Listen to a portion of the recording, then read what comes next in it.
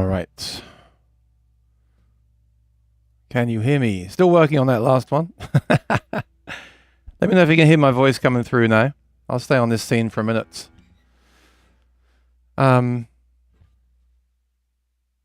Yeah, so I wanted to, I spoke about this guitar last week, so I wanted to show the guitar and tell you what I thought about it, and a little kind of mini review before I start the session today.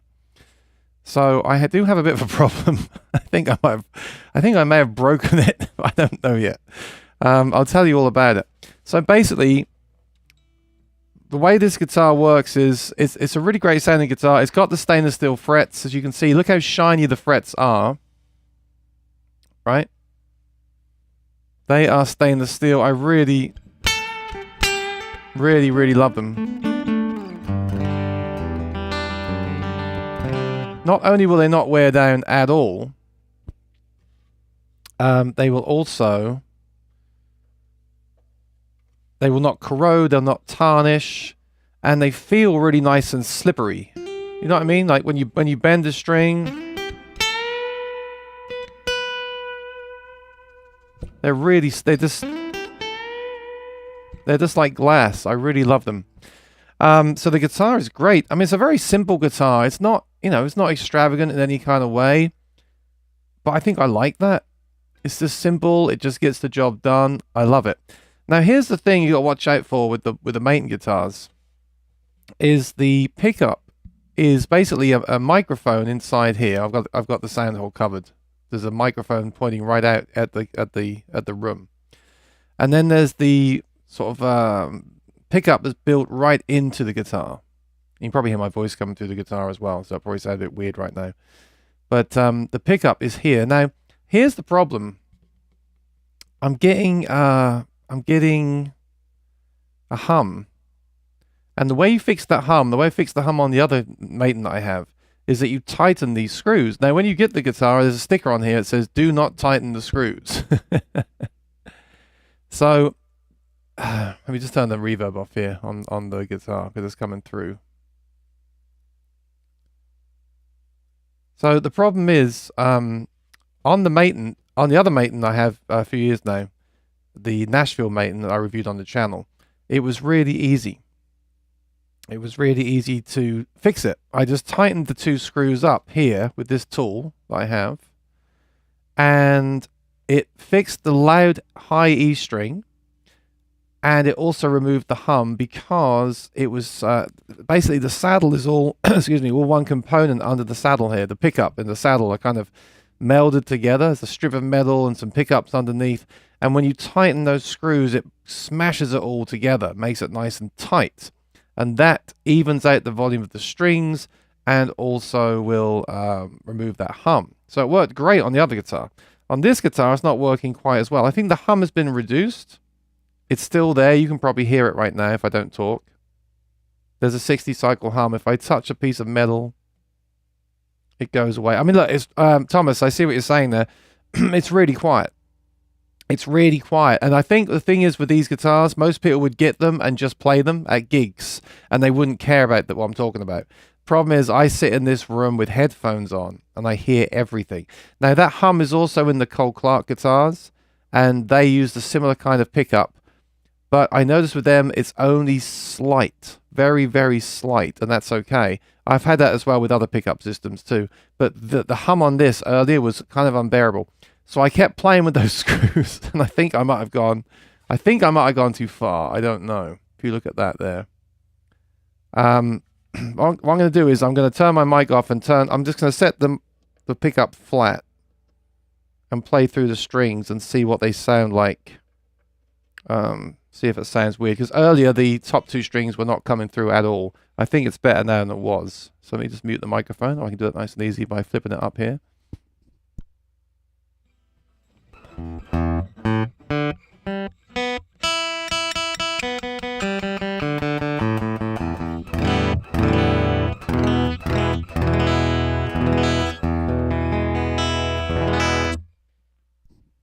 So that's just the pickup. They do sound, I think they're even, but it sounds a bit bright. I don't know if I just don't know. I don't know if I've done something wrong or not. This guitar is brighter than the other Maton because of the, not because of the stainless steel frets, because of the back and side woods. This is myrtle wood and the other guitar is black wood. So I believe that's the difference. But anyway, you can compensate for that. They say to bring the mids down. They say to bring the microphone up. If you bring the mic up too much, you get a lot of noise, as you do with the Anthem mic as well. It can bring in a lot of hiss. I'll put it on full. That's full there. The mic is only doing the high stuff. They've actually shelved off all the bass from the microphone. So if I play the microphone on its own, it sounds really ratty. Listen.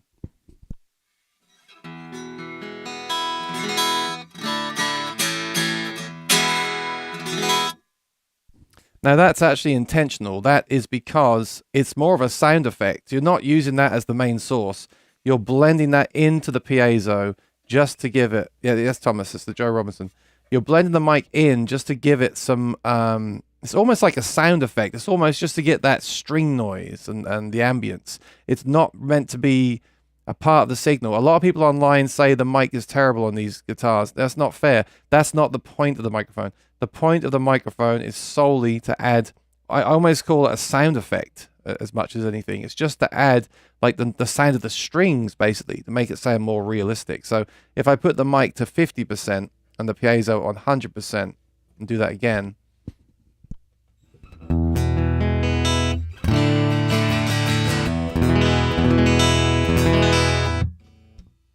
That's all you're meant to do. And then actually you could turn the treble. Last night I turned the treble all the way down and turned the mic up more. Kind of used the mic to compensate for the treble and took the treble out completely. It sounds like this.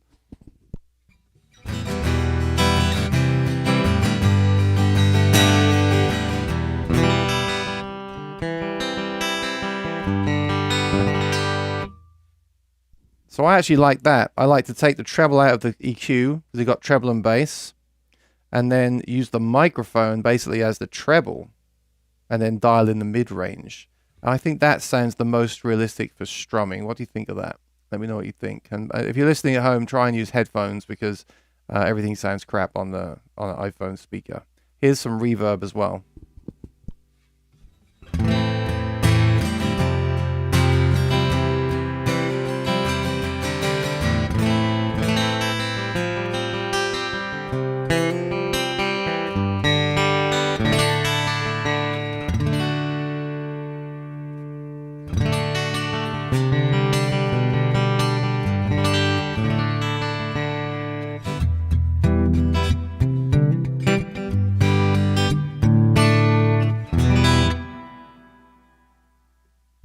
So I quite like that. I'm using the microphone. The problem is that microphone, like I said, isn't really meant to be used in that way. But I quite like replacing the treble with the microphone treble instead. It's a shame you can't adjust the microphone kind of settings to whatever you want. They are preset. And like I said, it doesn't sound like a studio mic by any means. The mic in the K&K Trinity system is full range. And that sounds incredible. But because it's full range, you get so many problems playing live. With this, especially with the Soundhole plugin there, you don't have any feedback. I can actually crank. Like what I'll do right now is I'm going to go to my studio monitors, unmute them. You can't hear this obviously because you're not in my room, but I can turn my studio monitors all the way. Oh no, I can't. I can't. That wasn't the pickup's fault. That was the headset. If I didn't have my headset on, in fact, why didn't I mute the microphone? I'm going to mute the microphone on my headset, turn the speakers all the way, and there won't be any feedback to maximum. But you won't know that because you're not here. You just have to take my word for it. So here we go.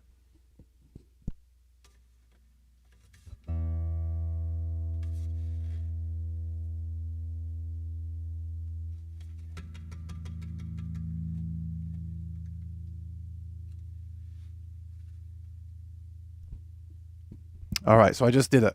You don't, you don't know if I did it or not, but I just did it. My point I'm trying to make is it's the only system that I've ever had that I can do that with. It's pretty amazing, and it's because there is no low end on the microphone. All right. So what I'm thinking is two settings. One setting for more for strumming. So like I've got here, the more microphone, less treble, less mid, kind of play with that until I get something that's really nice just for strumming. I think this is getting close.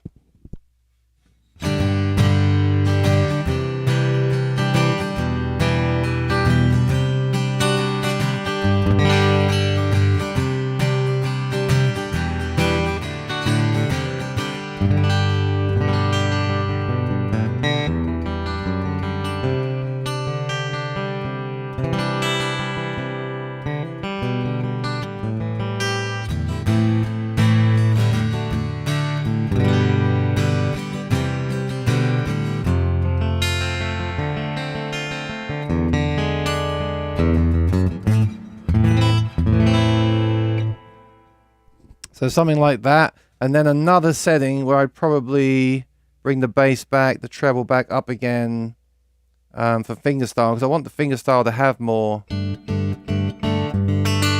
want to have more of that clack, you know, to cut through. So.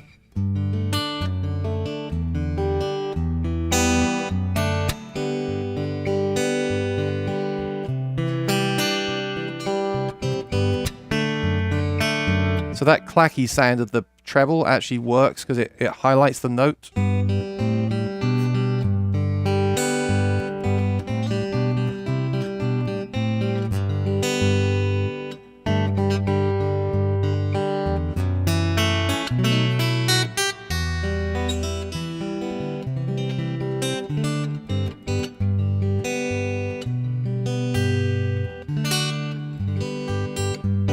Right, but if you strum with that sound, it's too... then that clacky sound comes through. So that's why I would take it out a little bit there from the treble control.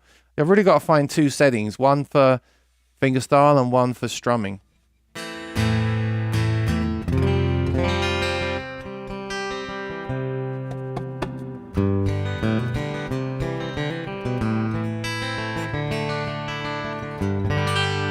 It's got some sizzle, but I think you need that. Like think about it. Right now, I'm playing straight into the interface, and you're listening hopefully with headphones on. But if you're at a gig, that sizzle is actually going to cut through the room. That's the thing, right? If you've got too much of a round sound, it won't cut through. But I'm just still getting too much hum than what I'd like. It is there, and it's annoying. So yeah, so. I want to talk about this today. I guess in summary, you know, once again, you get something, you pick it apart. Well, I do. I've got to say, I've been telling people all week that these stainless steel frets should be on every guitar. I absolutely love the stainless steel frets. I really can't fault them. I almost don't want to buy another guitar without them. I mean, they're just so nice to bend, and even just playing chords, the way they feel. As like, even just like...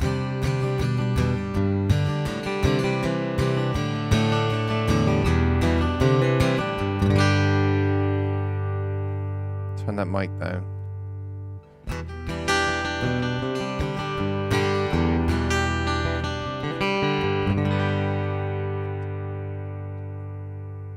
So even just the way they feel doing that, I just love them. I think they just feel great.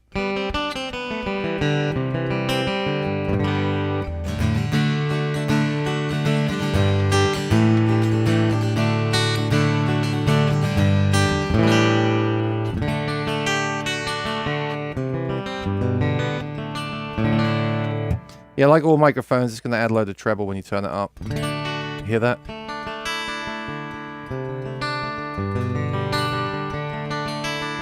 It's almost like a presence control. So you could turn it, if you turn it off completely.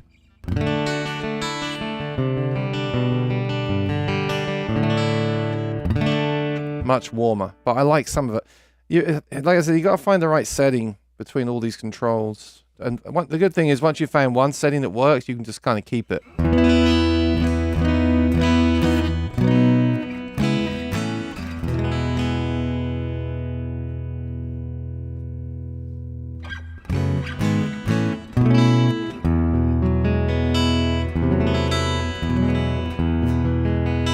Now, what I'm going to do now is I'm going to take the sound hole plug out, and we'll see if it sounds different without the sound hole plug.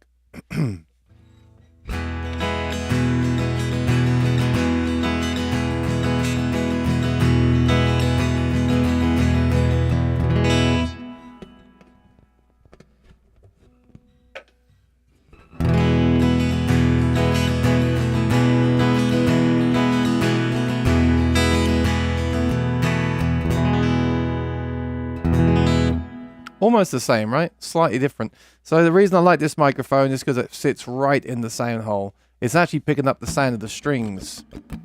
And that's something that you don't get from a pickup, because a pickup is down here. So you never hear the actual sound of the strings that you would hear with the microphone in front of your guitar. By having the microphone inside the sound hole facing out, you get to have the sound of the strings being strummed.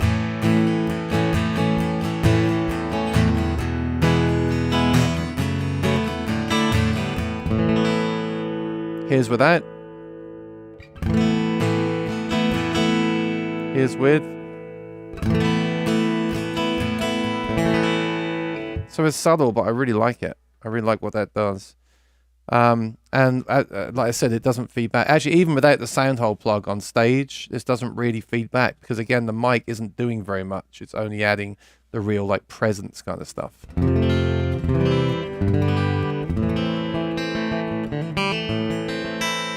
But the great thing with the plug is you can basically play as loud as you want, and you just cannot make it feedback at all.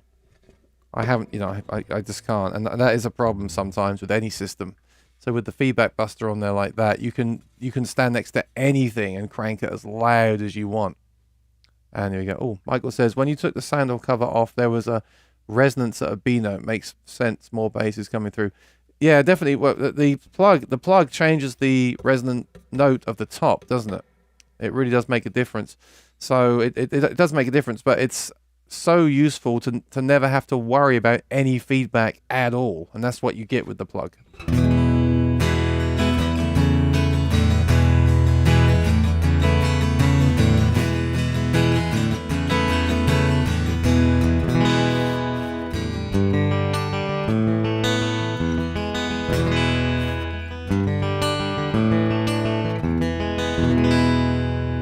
So yeah.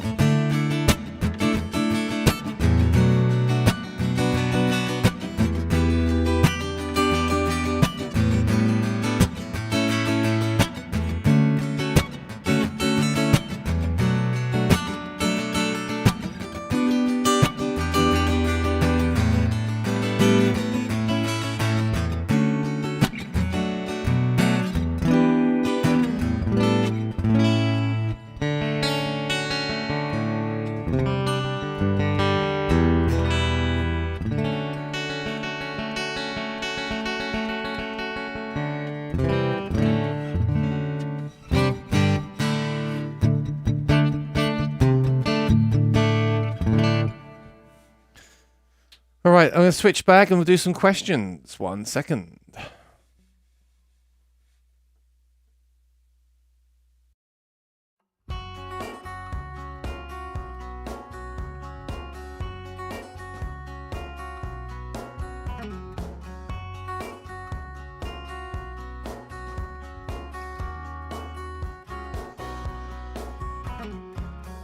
I need a holiday is what she said to me. I need to get away from you. And as I watched her lying next to me, I wished for a holiday too. Home is where... All right, I look forward to listening back to that later on. I'm a little bit, I will say, because we're all friends here and we talk very candidly about stuff, I'm a little bit disappointed because all the years we've had the AP5 pickup, I've had a lot of Maitons over the years. I used to gig a mini Maiton, and back then I didn't sit in a room like this and really pull things apart and overanalyze and critique stuff. I'm sure it was the same back then, but I realize now that, that is a thing. The hum is a thing, and it shouldn't be there. I don't understand why all these years later, Maiton haven't gone in there and shielded the components to get rid of the hum. Why when you get a new guitar should you have to find this tool and then tighten those screws and risk damaging the guitar? I don't agree with it. I don't know. I think it's really bizarre. I really do. So it's not a deal breaker, but why do these things always happen? Why is there always some stupid little thing that just shouldn't be there? You know what I mean? Every time. With everything you get. Okay, fair enough. I was thinking today, you can get a Fishman Matrix and then there's no hum. It's super clean. There's no hiss. That is that's the cleanest sounding pickup I've ever played. Like the Gold Plus and the Matrix, just super hot, super clean signal. But there's no atmosphere. There's no body sound from it. There's no mic sound from it. If it's just that pickup, it doesn't inspire me to play at all. But it sounds so clean and pure. And then on the flip side of that, you get something like this pickup in the Maiden, which has that real. I mean, I've been playing that guitar for hours. I just, as part of let me know if you brought anything into sales. I bought the True Fire subscription. I want to learn some more fingerstyle pieces. And I've been playing fingerstyle on the guitar for hours. I love playing. The pickup makes me want to play the guitar, makes me want to play the pickup. And I think that's really incredible. But it just frustrates me that there's always these stupid little things that shouldn't be there. I mean, surely you can ground that pickup system, shield it. Surely you can shield the pickup in such a way that when the customer receives the guitar, there's nothing to do but play the guitar. It just drives me crazy. So I don't know if I don't know if that's how it's supposed to sound or not. I can't remember. The Nashville guitar sounds much fuller sounding, I will say that. But I think that's the back and side wood. I wanted a guitar with stainless steel frets, and this is the one of the only acoustic guitars on the market that ships with stainless steel frets. But I mean, by judging the guitar by the frets, I give it one. Now I'm just frustrated that I can't find other acoustic guitars with stainless steel frets because I really think they are the way forward. And actually, it really annoys me that companies are not using them. So, let me read that through the comments, and then let me know if you've got any questions. Let me know if you bought anything. I bought the True Fire subscription. It was $199 for a year. And I bought a plugin that I didn't have for the Quad Cortex because that's about to get plugin support, and you go in a raffle if you buy a plugin to win another Quad Cortex. So that's why I did that. It's 50% off. This is the time of year to buy those neural plugins. And anything else? I don't think so. So let me know if you bought anything in the sales. All right, Zane says hi. Good to see you, Zane. Good to see you, Kevin. Nick says excited for the shows. How's the new guitar treating you? Well, I just I just showed you. Yeah, I will say I love the feel of the neck. Love the sound unplugged. I see people asking what's the sound like unplugged. Really, really good. That's one thing that bugs me. The way that on forums people say Maiden guitars don't sound good unplugged. That is simply not true. They sound, well, the two that I've got here and the ones I've played lately sound really good. At the end of the day, they are X-braced acoustic guitars, much like a Martin with a deeper body, OM size, bit smaller than OM, deeper body. I think they sound amazing. I will definitely record it with a microphone as well. Yeah, that kind of annoys me when people make general comments like that. Like all Martins sound amazing and all Maidens sound like crap. I mean, that's such a I don't like generalized comments like that because all guitars are different. I say this all the time. I've played plenty of Martins that sound bad. I've played plenty of Martins that sound good. I've played Maidens that sound amazing in the room. This guitar is loud and full sounding. Michael is here. He's heard my Nashville guitar in person. He can attest to that. They sound great unplugged. But again, depends on the guitar itself and how old it is and what it's made from. Rex is at the gym again. You must be very fit by now, my friend. Did you pick up any Black Friday gear? I ordered some wireless guitar and mic systems. Nice. Which ones did you get? Vito Win is here from New Orleans. Rosanna says it's raining. Oh, I have a recording that I made yesterday of the guitar, which I think sounds excellent. I'm going to play it in the stream now, and then I'm going to use it later to see if it does sound the same and if I mess something up. So this is something that I recorded yesterday.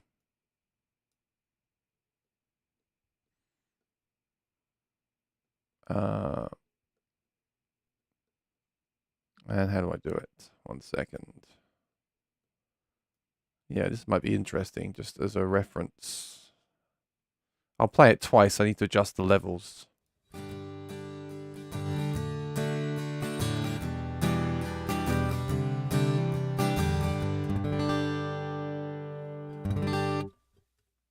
I mean, I love that. It sounds natural. It doesn't have that sort of ambient sound that a mic has when you mic up a guitar, but I don't want that. I do not want that. That gets messy and that gets distant sounding. What I want is just the sound of the pickup without the kind of harsh, quacky sound. And I think this gives it. Hit one more time.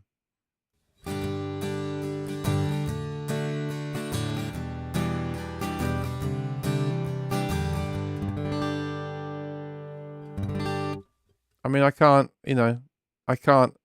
aside from the hum that I can hear because I'm listening really carefully with headphones. Actually, in that one, I think I may have EQ'd it out. But that for me is the sound that I'm looking for. Just that clean, pure sound. Haven't got to take any pedals with you. You got some controls on the side, and good to go out of the box. And those guitars also have long battery life and high output levels. So I think that's great for gigging. So yeah, I will. When I'm done here, I'm going to compare the guitar sounds of that and see if I've actually changed anything. I'm so worried that I've messed it up. But this is what it sounded like last night. I can't remember what the settings were.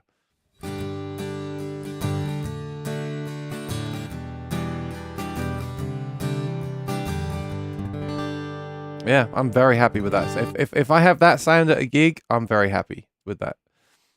Not to say we can't get better, but that is a solid sound.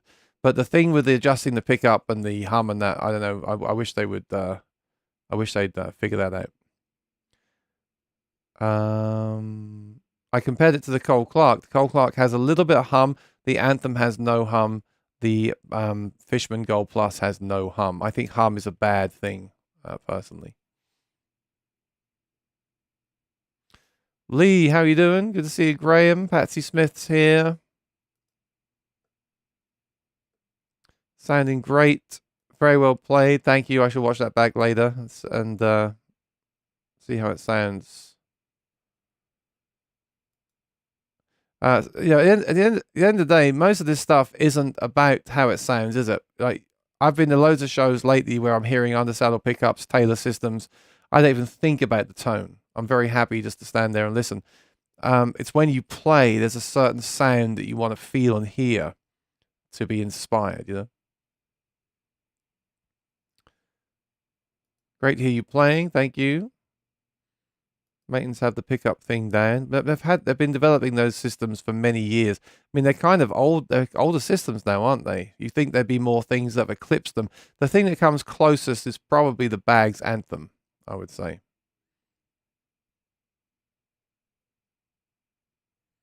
Sounding great. Love to see you playing. Thank you. Thank you, Michael. Michael's heard the guitar. We jammed the other night. Sounds okay. Thank you. Yeah, well, that's the good thing. I was inspired to practice and play. I realized that the one thing that this particular guitar does very well is the fingerstyle thing. It really cuts through clearly. And I was sitting in here with the speakers cranked and the sound hole plug in the guitar, and I was really getting lost in the playing. And that's something that you can't really get with some of the digital stuff. You're going to get feedback. Like the Aura stuff is still going to feedback like a microphone would. And some of those systems have something in the sound hole. You can't plug the sound hole. So the great thing with the Maton is they keep the sound hole clear. You stick that sound hole plug in there and you can just blast away. And that's really fun. Sounds great. Very bright. It's definitely brighter than the... But I don't believe it's the frets. Because what I did was, I played the strings open without fretting a chord. And compared that to the Nashville guitar. And this guitar sounds brighter. I think it's because the back and sides are myrtle, where the other guitar is blackwood. So I don't think it's the frets. I think it's just the wood and the fact that it's a new guitar. But the other guitar is definitely quieter. So I've Googled it. There's loads of people talking about this on the internet. Do be careful. Don't break your guitar if you try to adjust it. I also noticed on the other guitar that I went too far and the strings got quieter. So there's actually a sweet spot with that system where you've got to get those screws just right, where everything's balanced out. It's not hard to do. It's just an annoyance that you have to even mess around with it, you know? No, I don't know, Prodigal Nation. I had the same set of strings. I haven't broken a string at all. And I know our friend Gary, who watches the channel, is playing the Emerald now at all his shows. He plays full time. And he hasn't broken a string yet. He's still using the same strings he got from day one. So there's a lot of myths. Now, I'm not going to say that stainless steel frets definitely don't make any change to your sound at all while you're pressing down a chord. I'm not going to say that. I mean, everything affects something somehow. Some things affect things mentally more. Some things are hyped up on forums as well, which is annoying. Most people on forums will say, don't use stainless steel frets. They sound plinky, they sound bright, and they'll break your strings. Well, like I said, Gary's been playing stainless steel frets for a couple of months with the guitar. He tells me he hasn't broken a string yet. And I don't hear, I'm very tuned into hearing weirdness in guitars, and I don't hear anything from the frets that alarms me at all. Like I said, I haven't compared two guitars exactly the same with just the frets being different. Maybe there is a slight difference in the overall tone. Maybe you can hear that stuff. I don't know. Maybe you can. So maybe I wouldn't refret an authentic Martin or a vintage Martin with stainless steel frets. But any guitar I get now, any modern guitar, I'd want to have stainless steel frets. I don't want to deal with the fret wear ever again. And they feel better too. When the feel of them is better. So I've definitely looked into this. Why are more companies not using stainless steel frets? I don't understand it. Will you play the reception of the wedding? Yes, sure. Give me a call. No hum. Well, it's very subtle. You're not going to hear it. So here's the thing as well with like internet. If you're watching this stream on an iPhone doesn't have anything below like 400 hertz, right? These studio monitors, I love these. They actually have a setting where you can hear what it would sound like through a phone or through a laptop or through a certain system. So when you set it to like the phone setting, you don't hear any low end anyway. If I shelve off everything below 120 hertz on the EQ, you won't hear any of that hum at all because it'll all be gone. And a phone can't even really replicate anything below that. So that's why you're not hearing it. But the problem is I always test stuff in the room. I put the headphones on, I turn it up really loud and I listen and I can hear that hum. And it's the loudest hum that I've had from a system. And I haven't been able to get rid of it completely. I'm not really complaining. I guess I am, but I'm just kind of amazed again that this is something that's even an issue. Like, I don't understand why it can't just be shielded better and then never have to worry about that when you get the guitar. Prefer the simple look on guitars. Me too. Well, I like both. I like the bling and I like simple. This is a very simple looking guitar. I have to wonder as well, did they do that because they put the money into the stainless steel frets? I was wondering that too. That's the Joe Robinson. I didn't want to get I'm trying not to buy signature guitars anymore, Thomas, but there's just no other acoustic guitar with stainless steel frets on the market.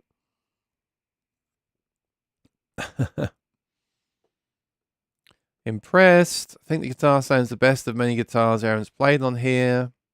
I mean, I'm still dialing it in. It's using Elixir strings, which I'm not used to. They're fairly new. I know they take a while to break in.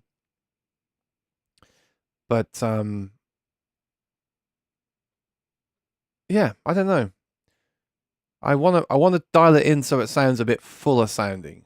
And I'd like to get rid of the hum. That hum, the funny thing with the hum, I keep talking about the hum.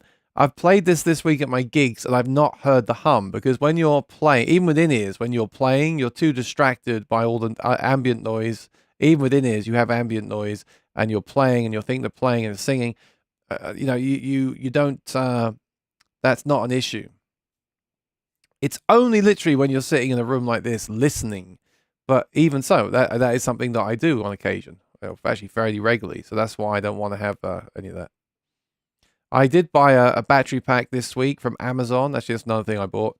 A really powerful battery pack with an AC outlet, so you can power like a speaker for hours from like a 4-pound battery rather than using a rechargeable speaker.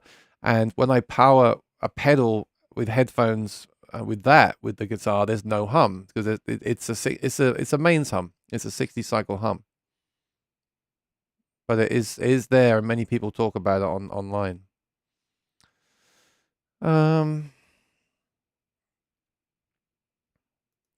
how you doing? Mikhail, how you doing? Sounds good. Quite like it. Bedouin says it sounds thin. Bought a mate in 808 whilst on honeymoon in Sydney. That's nice. I'd love to go to Melbourne because they have so many guitars there. It's so hard to find a mate in America. It's impossible. I've been having issues live with feedback. Will that sound hole thing help that? You know what? They help some and not others. It's totally bizarre. I've used feedback busters with some guitars, and they still feedback.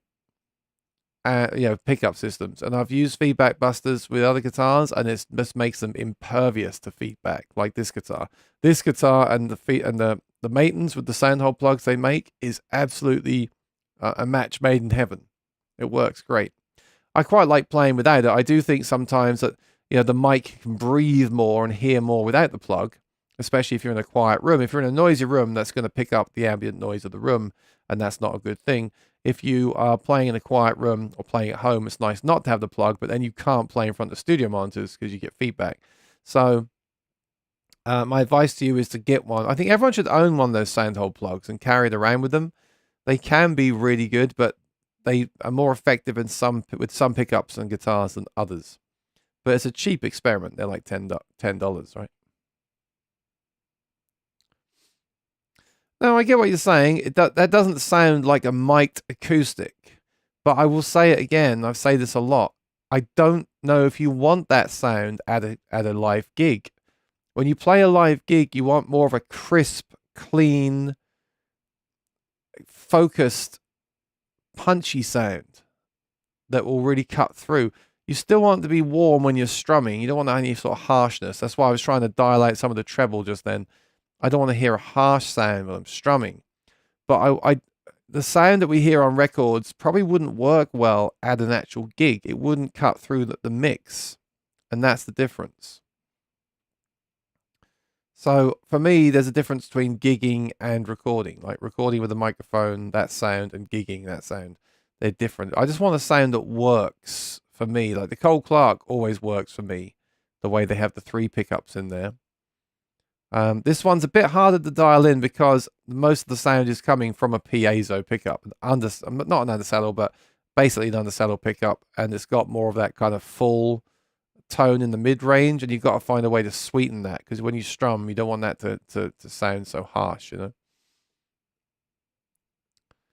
I wonder if stainless steel frets will eat through your strings. I guess you'll know soon enough. Well, I'm definitely doing that experiment. I tend to change strings once a month. So I'm going to see if they last once a month again. But I've had stainless steel frets on my electric guitar, and it's been I haven't broke a string on that ever, so I don't see why it will happen. And like I said earlier, our friend Gary told me he's still got the same strings on his guitar, his Emerald guitar that he's had for 2 months, and he hasn't broken a string. So I'm pretty optimistic in that regard. It's not the sound of the guitar, it's the pickups. Yeah. Well, there's a saying on the forums that all acoustic guitar pickups suck. And that's true. No acoustic guitar pickup sounds as good as a microphone. Doug Young says the best acoustic guitar pickup still sounds worse than the worst microphone. But you wouldn't want to take a microphone to a bar gig and try to play. You're just gonna fail miserably. You're going to have a horrible time because of the feedback and lack of definition. Do you use soundhole covers for most of your gigs? So I was using them in the Cole Clark, and I was absolutely sold on it, and I was going to make a video about how everyone should use them. And then I tried it in another guitar with a different system that didn't work well at all. It sounded weird, and it didn't stop the feedback. So I never made that video. But like I just said, Rex, I think everyone should own one. Everyone should have one in their gig bag, because if you're at a certain gig and it is feeding back, you can try that. That will often fix the problem, because if you think about it, it's making your guitar more of an electric guitar. but some guitars really work well with them. And they have another benefit too. They stop the leakage. Like if you're looping, it stops the leakage of the sound coming through the sound hole and bleeding into the loop. And also, they protect your guitar because the rubber ring around the sound hole means that you tend to wear that down before you wear down the wood of the guitar. A lot of people wear down the wood of the sound hole when they're strumming aggressively, and that means you'll wear that down first. What does it sound like unplugged? Well, I will do a recording of it unplugged at some point as well, but it sounds good. I really like it. I like this. This is a great guitar, both unplugged and plugged. I think I prefer the Nashville unplugged slightly more. Actually, I think I prefer the Nashville all over. It's just that it doesn't have the stainless steel frets. And I didn't want to take the risk of having that guitar refretted with stainless steel frets. And I still don't think I want to. I think it'll be a long time before I do something like that. But the Nashville colorway sounds particularly exceptional unplugged. And I've done a shootout on here. A lot of people favored that guitar over the Martin. That sounds excellent. Like I said, the wood on this guitar, I think Joe Robinson was saying is a bright. Well, I've read somewhere that is a brighter sounding wood, and I think that's good for fingerstyle because when you play fingerstyle, you want a brighter sound to it because it cuts through more. Like, you tend to cut bass and boost treble when you play fingerstyle, so having a naturally brighter guitar will cut through more. But when you strum, it's nice to have a warmer sounding guitar, which is what the Nashville is like. Charlie, how you doing?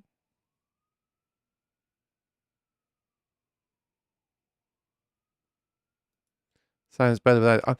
I think, yeah,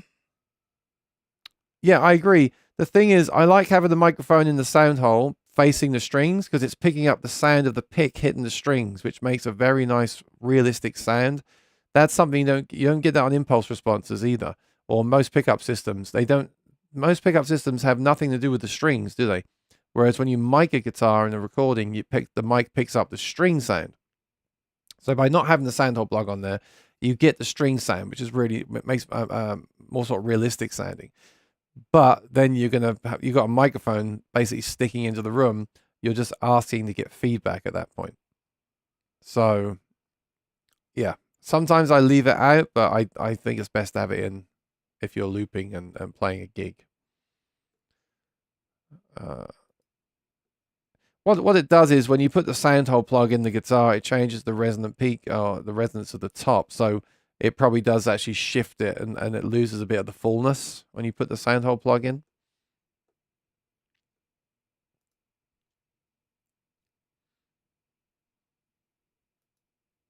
A Larrivee was something. It was a cone to make. Yeah, I've seen those. The cone shaped one that's meant to make it louder. And then some of them have holes in them. I don't want that. I just want. So Maton are good. They make them for their own guitars. And actually, if you've got a Martin, I think this is for a Martin. I put a strip of. This is a tip that that's a friend of mine showed me. You put a strip of the soft side of Velcro, not the hook side, the soft side around. Just cut it and put it all the way around like that, like that. That will now fit in a Martin guitar. Because believe it or not, Martin don't sell these that fit in their guitars. It's crazy. So I couldn't find one of these for a Martin OM at all. Absolutely crazy. Oh, that's right. It was when I was reviewing the Bags Hi-Fi. I got one of these back then. It's getting dry in here. I got one of these back then and put that Velcro around it, and it fit in the Martin. That's right. That's what amazed me. It didn't help the feedback in the with the hi-fi. I had to use a notch filter for that. It didn't do the job at all. But with the Maton, it does stop all the feedback. I don't need a notch filter with the Maton. Interesting. With either Maton guitar. God, it's getting so dry. Are you humidifying your guitars? I've turned off the humidifier, opened the window, and my skin's getting dry already. It's unbelievable. 1 hour, and I can feel my nose getting itchy because of the dryness. So bad for your guitars.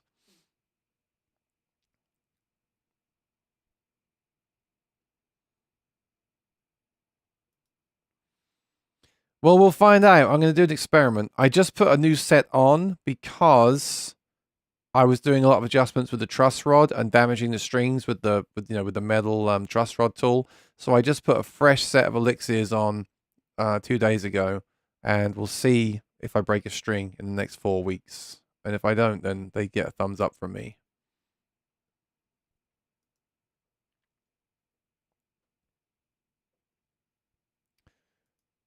Yeah, for the sake of $10, everyone should have a sound hole plug. If you've got an acoustic guitar and you do gigs, you should have a sound hole plug.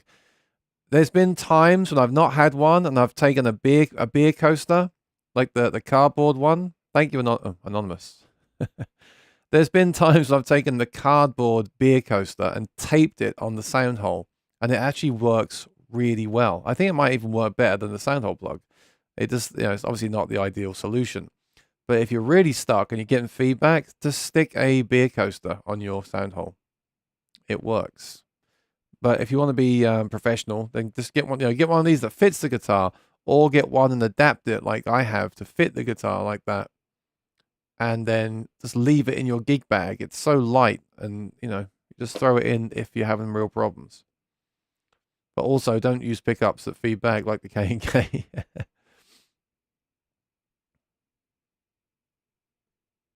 Fresh and high quality sounding. Yeah, it's pretty hi-fi, for want of a better word. You should ask Joe Robinson. I'm going to assume Joe Robinson's Maton was made in the custom shop.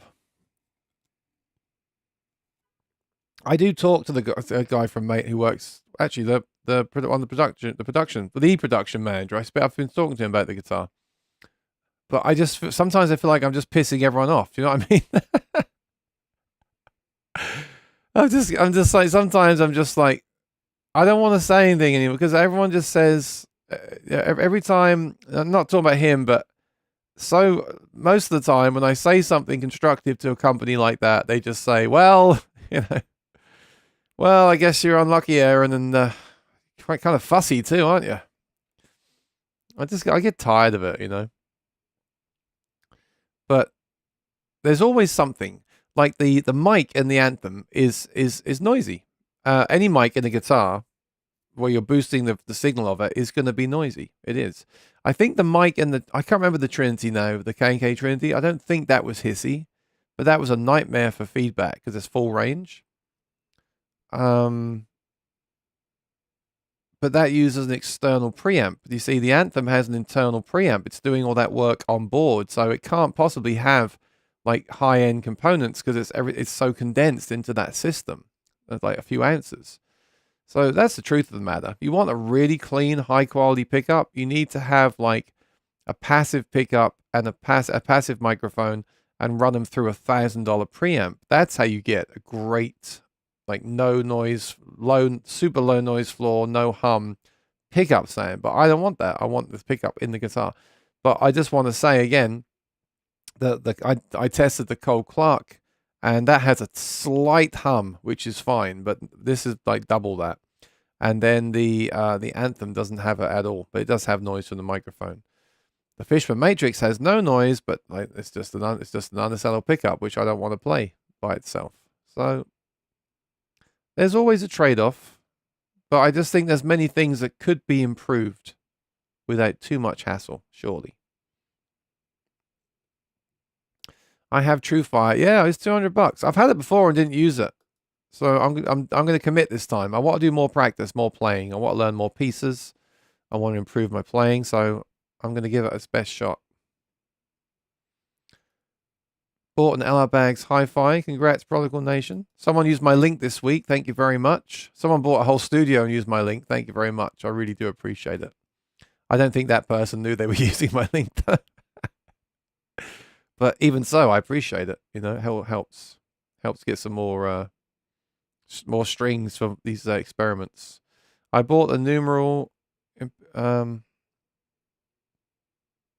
you bought the plugins. Great. I love that Mesa Boogie plugin. And the Imperial Mark II is pretty good. But let me see which ones I've got here. I've got a bunch now. I hope they bring them to the Quad Cortex soon. I've got the Soldano, the Cory Wong, the Nolly, The Petrucci, the Henson, the Mark II C-Suite, you've just got that. The Tone King Imperial, you've just got that. Archetype Pliny, and then I've just got the Rabia today, just to enter that competition. So I've got a bunch of plugins. You know, one that I really love, which I hadn't played it. I think it's Pliny. Pliny, they now have Pliny X, and Pliny X will be the plugin that will be compatible with the Quad Cortex hardware. So I tested that out for that reason, and it's great. There's like a great clean, a great crunch, and a great heavy. And I was thinking, my God, this is all I need. If they let me port this into the Quad Cortex, then I'm good to go. So check out the Pliny one while it's on sale. And especially if you've got a Quad Cortex, because that's going to be the first one that's supported by the Quad Cortex hardware.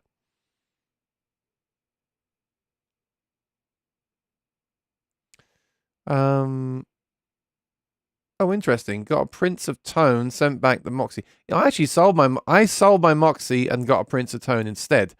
But I got the Prince of Tone thinking that I love the model of the King of Tone in the Helix Stomp. It really is an amazing model. And then I was disappointed because the Prince of Tone doesn't sound anything like the model in the... I actually I'd rather put that money into the HX Stomp and use it in the Stomp. I think that sounds great. And is very versatile. So I did the same as you, Thomas, but I still prefer the model in the HX Stomp. And so that's now that's why now I don't use my pedal board at all. I'm probably going to get rid of it because I made this little pedal board to have an analog pedal board, but the HX Stomp XL does everything that does. I mean, and it actually does it better. I mean, arguably it's got a better looper, a better reverb, a better delay. It doesn't have the analog drives of that pedal, but I actually think they sound better than that pedal does anyway. And the only thing I really like is the Peterson tuner, but I can always just add the Peterson tuner onto the Stomp XL. So I do like, don't get me wrong, I do like the Prince of Tone. It's good, but I prefer the model in the Helix. Which is interesting. Never thought I'd say that. I bought the Optima Air a couple of weeks ago. Used it at gigs, impressed with it. Using my own IRs. Yeah, I just got so tired of constantly making IRs, and at the end of the day, a good IR is meant to sound like the microphone, and I don't think that's the sound that you always want at a gig. You know, your guitars all sound great. I don't think any of my guitars sound bad, but I'm just looking for that elusive be all end all. The closest I got to that was the Cole Clark. With the Cole Clark, it's very intoxicating because it's very, it's very sensitive. Like it picks up every nuance of every, you touch it, you hear it, and there's no weirdness because it doesn't use an undersaddle for the mid range. It uses a body sensor, so there's no weirdness with that. I never had any weirdness with the Cole Clark. Now it doesn't sound, it's not perfect. It's a bit more sort of mid-rangey. It's not. I can't think what the word is, but I think I prefer the simple approach of the Maiden and the Anthem, things like that. But the Cole Clark just never had any of those weird. I never thought, oh, there's a weird frequency or this is weird. Everything's very well balanced and well done.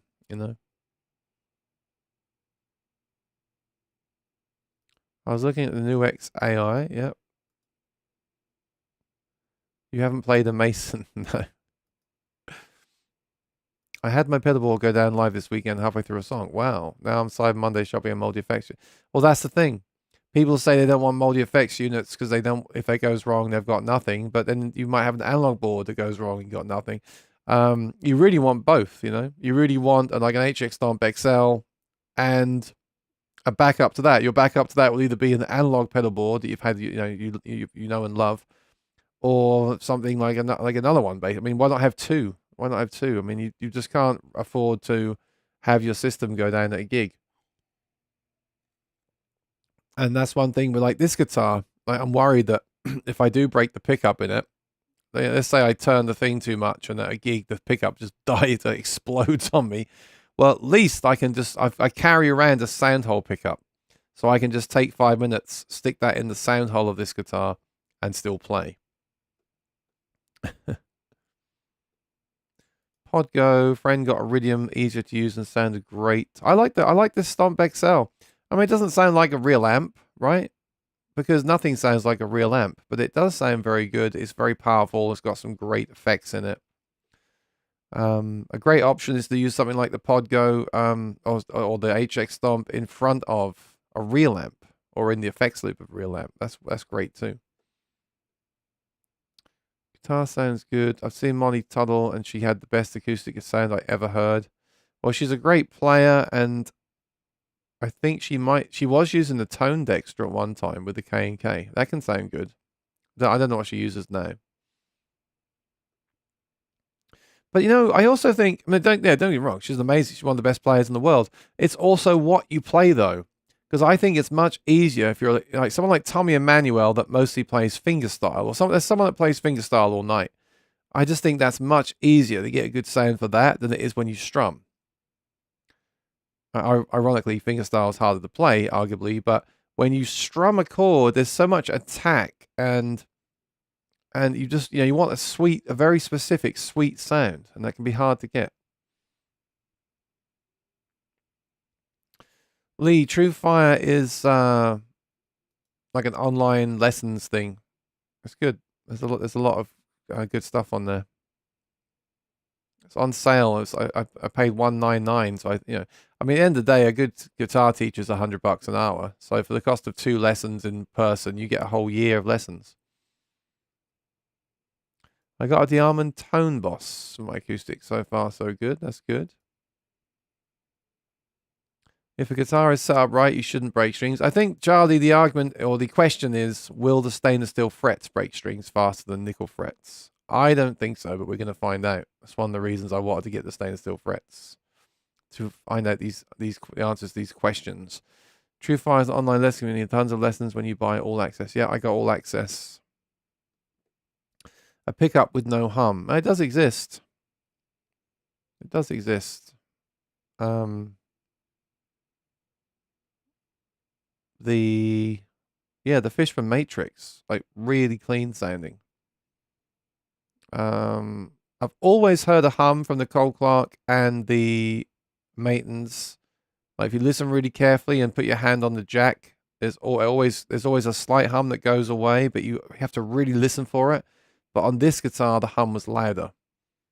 And like I said, I said it earlier on, by tightening the screws, I made it go to normal on the other Maton, but on this one I can't.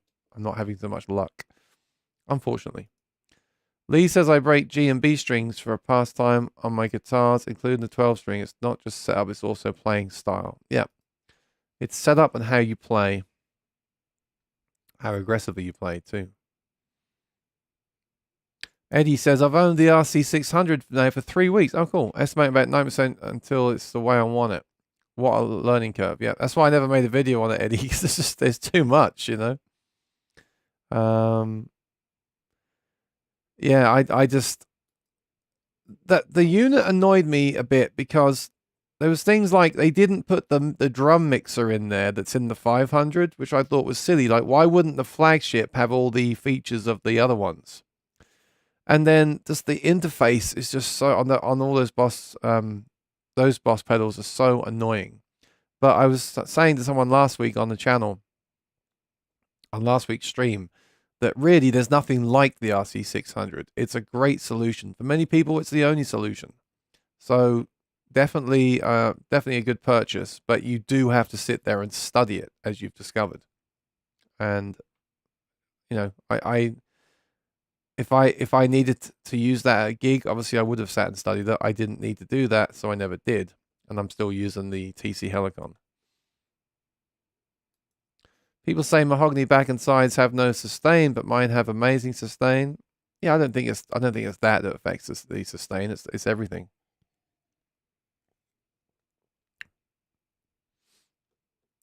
Lee, that guitar has Elixir because that's what they ship. I really like those D'Addario XS strings, but I had a problem with 2 sets having a weird D string.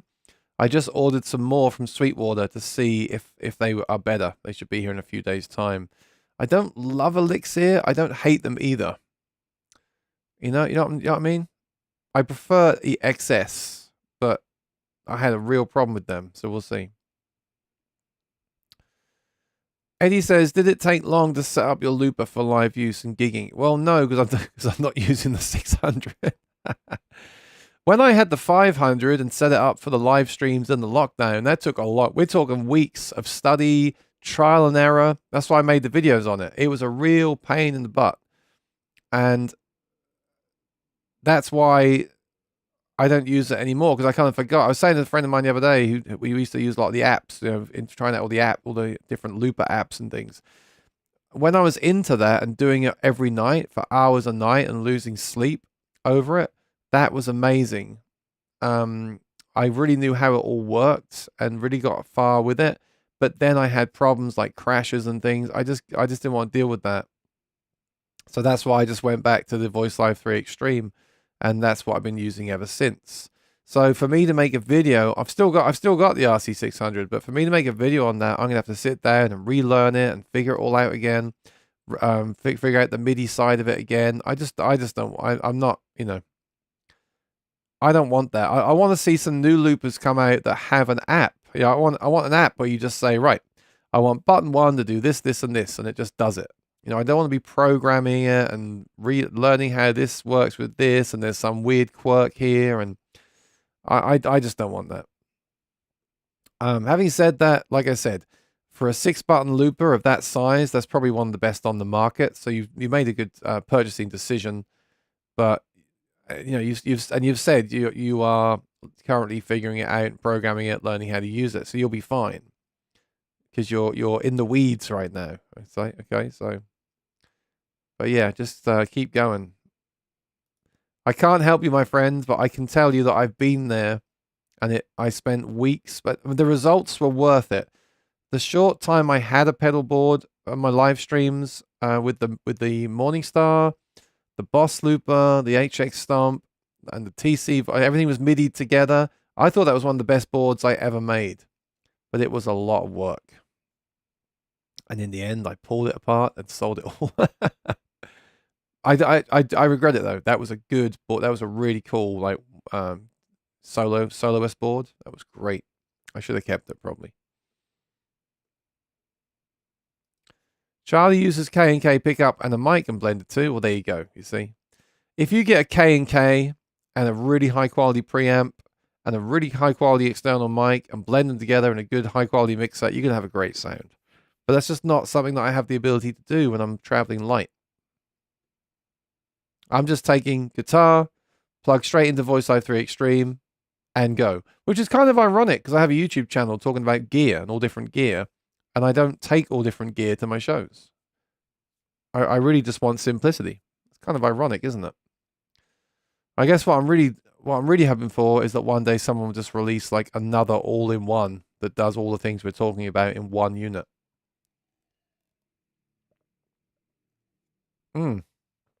Oh, interesting. Steve got the Firefly. I heard about these the other day.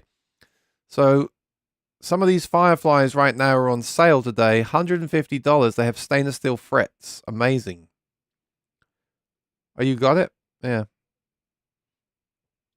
Yeah, a friend of mine's getting one to try it out. I'm eager to see how it is.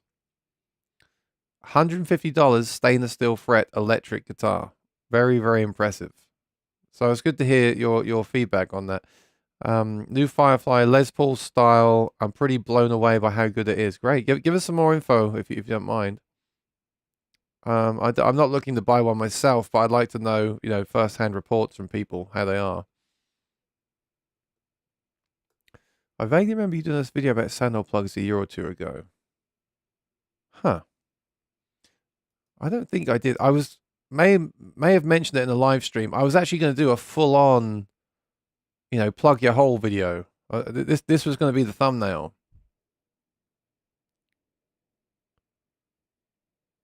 In fact, maybe I will. Maybe I should still make that.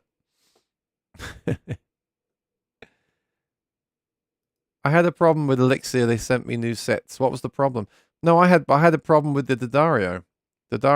So I'm going to tell them. Hopefully they'll send me a few sets.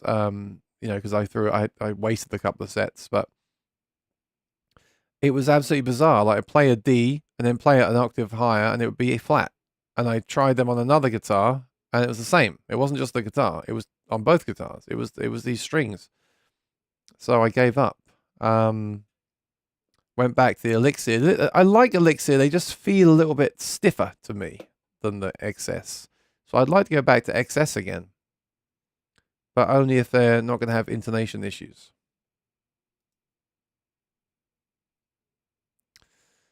All right. Do we have any more questions? Let me know, because I want to go and try my guitar again and see if it sounds like.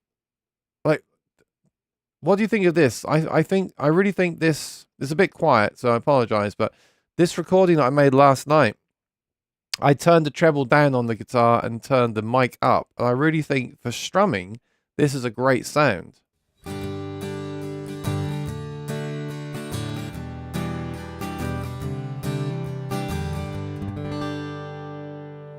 I really like that. So I want to try and dial that in again and see if I've messed it up. I hope I haven't. Oh, you see, I feel I have to talk about this stuff to help other people that may have these issues in the future, but I secretly just want everything just to work. Graham said I had tuning issues with XS. There we go. That's what I had.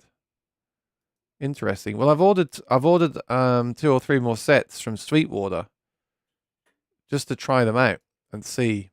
I want to give them another chance. I can't believe it. And the ones that I've got on the Cole Clark are fine. So I think it's a bad batch we're talking about here. So I'm going to try them again. Eddie, I've had a sound hole cover in my guitar for the past 10 years, and frankly, I hate the sound without it. There we go. I couldn't demo the Maton today. Acoustically, I don't have an external mic set up. I only have the headset mic, which is why I got feedback earlier, which was silly of me. So I've only got this headset mic and the pickup direct. I haven't got a mic on the guitar, but you have to take my word for it. The Matons sound really good acoustically. I think they sound better than some of the Martins I've played. I really believe that. Like I said, at the end of the day, they are X-braced, deep body guitars, and that's exactly what they sound like. They sound really good. I believe years ago they had thicker tops. They were made to be like tougher, more resistant, feedback less. I believe in the old days that was a thing from what I've heard. Again, that could be myths on the internet. I've heard people talk about that. I've also heard in the years gone by recently, maybe they might have deliberately made the guitars, work to make the guitars sound better acoustically. I don't know if any of this is true, but I can only tell you that these 2 guitars do sound great. They're loud, and they have a great tone to it, especially the Nashville, great deep tone to it. And I have done a comparison video a few years ago where people chose, I think most people chose the Maton over the Martin at the time, which was great.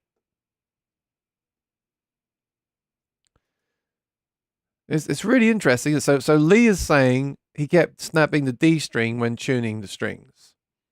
And then Graham is saying he had tuning issues with the XS strings. I'm saying I had intonation issues with the XS strings. It's like it's all so different, and I guess it depends when the strings are made and what batch they are. I still think I got a bad batch, and that's why I wanted to order a couple more, because I came on here last week and said, yeah, I had a real problem with those XS. Again, I hate doing that. I hate being down on a product when it might just be that set of strings. I will try one more time. But if I try again and it happens again, then I'm done. I'm not going to keep going back multiple times. Everything gets a second chance here. Like the Fender Tone Master Pro, right? I sent it back. I got a replacement, had the same noise that it wasn't for me. So I sent that back. I'm done. I can't keep doing it. I'll try something twice and that's it. I tried the Dario's nickel bronze strings and really liked how they sound. No weird hype tone other strings have for the first 4 or 5 days. Yes, I hate that too. When the strings are brand new, they do sound very jangly. Lots of harmonics going on. I agree with that. I think I keep talking about it, and I feel bad talking about it all the time. There is no quality control anymore. Everything is so random. Everything's just up and down all the time. It drives me crazy. It makes it very hard to have a YouTube channel because, how can I recommend something to you that was great for me one day and I try it another day and I don't like it anymore and I've recommended it to you. I was crazy for the XS Dario strings. I was crazy for them for months, and I was telling all my friends to get them. And then I had a terrible experience with a couple of sets, and now I'm coming on here and saying that I had a problem with them and don't get them. It's really frustrating. We need consistency with everything, but nothing is consistent anymore. That's a real problem. Especially guitars. Like, guitars are seriously inconsistent, but then even the strings and things too. It's kind of crazy. Now, at least with software, it's all the same, and that's a good thing.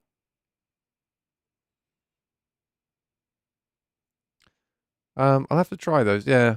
I'm not one to really keep trying strings, but I like the coded strings because they do last longer when you're playing gigs all the time, and that's why I really fell in love with the XS strings because they're a little bit. I feel like they're a little bit softer to play than the less tension. The XS strings have a little bit less tension, which I really like. Love how they feel, and they do last a decent amount of time. But they need to be. They need to have good intonation and tuning. I don't know what happened there. I mean, it may have been me. It may have been a fluke. It may have just been the way I happened to restring those two guitars that day, and maybe I did something. I don't know. But I mean, it wasn't just the tuner. It was the fact that I play the D string open and then play it fretted at the 12th fret, and it would literally just be flat. It's just absolutely bizarre. And that was on my Martin as well, where the Martin's fine with the Martin strings. So, sound-wise, haven't found a better string than the Dario EJ17. I like the Martin strings on the Martin. I do like uncoded strings, but I just find them so much easier when they're coded. They just last longer. And that's really why I like the Elixirs. They last tonally a long time, but they are pretty bright when you put them on. They do feel a bit stiff, and that's why I was so happy with those XS strings. But I should have them in 2 days' time, and I can try them again. I'm gonna try them again because I really like them. I did. All right, so it looks like no one bought too much in the sales. There were a few good things. I can't think what they are right now, but there were a few good things. Yeah, like those plugins that are 50% off. Now the thing is, we've had much better deals throughout the year. That's the crazy thing. So throughout the year, you could get, like, Fender had these like 40% off or something. Emerald had 25% off, and this sale it's 10% off. The sales throughout the year were much better in general than the sales over this weekend, which is kind of crazy. There's some stuff that's always worth getting this time of year, like strings. Ecamm Live, the software I'm using now, is always the cheapest there ever is on Cyber Monday. There are things that are always worth stocking up on this time, like today, like strings. Usually strings are on sale. But gone blank. Oh yeah, but like the guitars and things like that. No, they were the amazing deals this year throughout the year, and I actually felt like the deals this weekend were not as good as they were throughout the year, which is kind of crazy, and that just shows what a crazy year we've had with the industry and overstocking, right, and too much stuff. The only one I saw that I thought was a really good deal is the one that I posted on my Facebook page yesterday, which is the Mexican Acoustasonic in white or yellow for $499. Because the American Acoustasonic was $2,000 when it came out.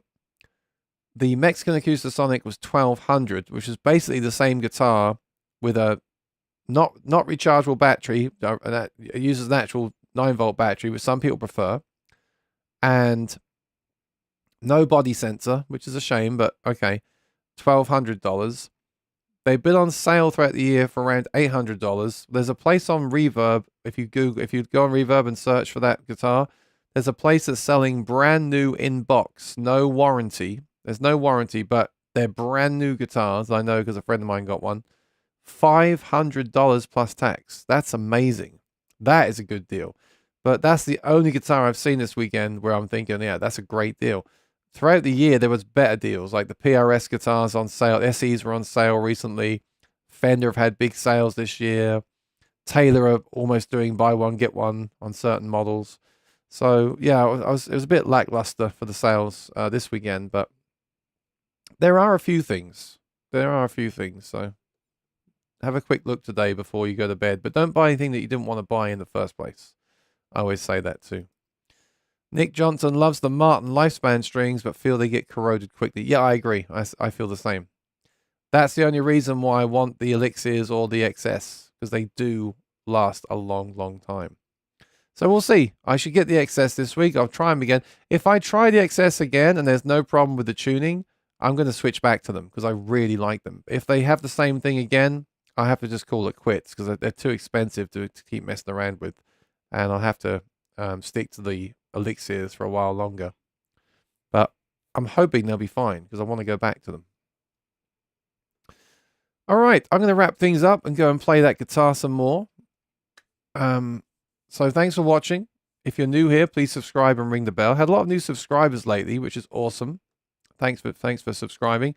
I'm going to be getting that Fishman micro amp tomorrow. So I'll be talking about that next week on the channel. And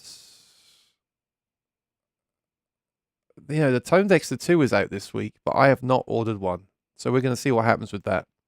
I want to sit back and see what other people say about it first of all. So yeah, so as always, I always say the same thing. If you're new here, if you haven't subscribed, subscribe and ring the bell. Make sure you ring that bell that says notifications.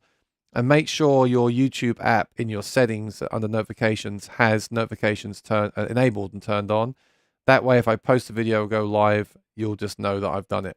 Because I don't really have a set schedule. Apart from Mondays, I am here every Monday to do the live stream to keep the channel chugging along and to say hi to everyone. Next week will be the 4th of December. I'm going to have a gig. So next week's session will be at the earlier time of 1 p.m. EST, which might be good for some people. It might be bad for others, but you can watch the replay. So that's cool. All right. Thanks for moderating Rosanna and Lee. Yeah, today was interesting, and I enjoyed starting with the guitar. Perhaps I'll do that with another guitar at some point. We can pick it apart. But I'm going to go now and do some more experimenting because that's what I do here. All right. Thanks for watching. Thanks for all your comments and questions. Take care and be well. I'll see you next time. Bye-bye.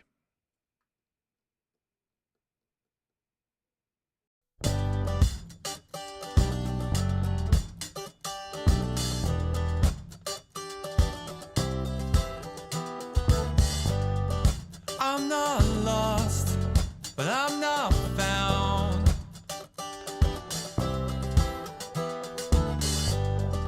I'm not up, but I'm not